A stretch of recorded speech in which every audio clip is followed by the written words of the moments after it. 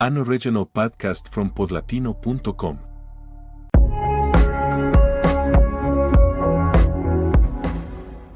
There are bands that make history, and then there are bands that electrify it. AC/DC belongs to the latter. With their raw, thunderous sound and no-nonsense attitude, they redefined hard rock and turned every stage into an explosion of power. This episode is a tribute to the band that made rock high voltage and proved that passion can outlive even tragedy. The story of AC/DC begins in 1973 in Sydney, Australia, when Scottish-born brothers Malcolm and Angus Young decided to form a band with a clear purpose: loud, fast, and straight to the gut. The name AC/DC, inspired by a label on a sewing machine, stood for alternating current/direct current, pure electricity. It couldn't have been more fitting. From the start, their image was as iconic as their sound.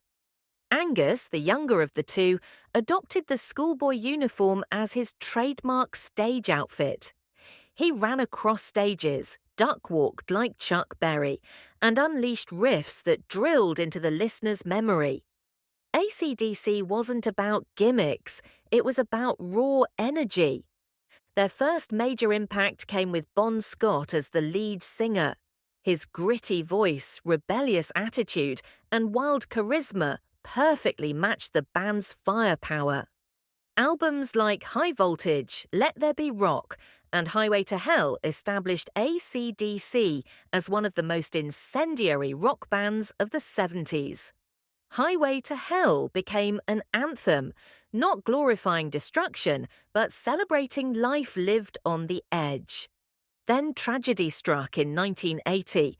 Bon Scott was found dead in a parked car after a night of heavy drinking.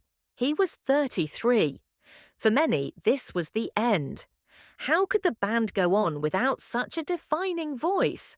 But AC/DC chose not to unplug. With the blessing of Scott's family, they brought in a new voice, Brian Johnson, a British singer with pipes of steel.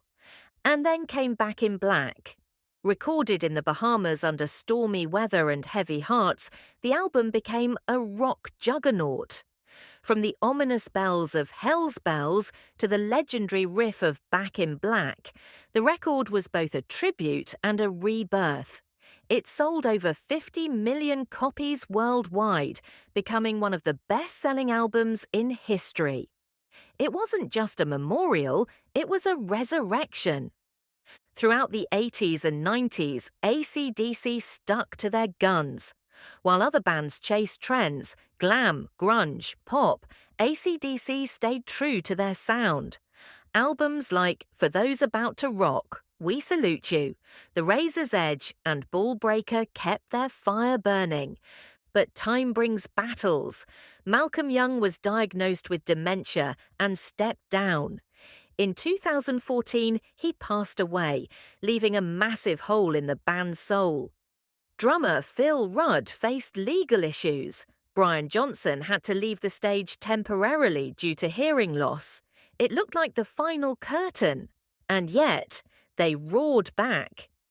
In 2020, amid a global pandemic, AC/DC released Power Up. Dedicated to Malcolm, the album wasn't just a nod to the past.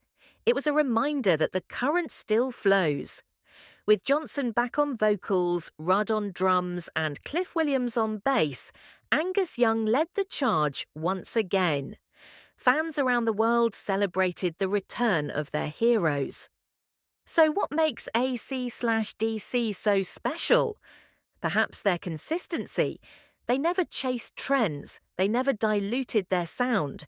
Their rock is primal, tribal, an electric ritual. At their shows, you'll find teenagers, parents, and grandparents, all fists in the air, united by the thunder of Thunderstruck and You Shook Me All Night Long. A C/DC doesn't need reinvention. They don't need flashy visuals or cryptic lyrics. Just a stage, a guitar, and a drum beat that hits like a cannon blast. In every note, every riff, there's the promise of an unforgettable night. While others fade, AC/DC endures. Because they understand something essential. Rock isn't just a genre, it's a force, a surge, a roar, and no one channels it better than them.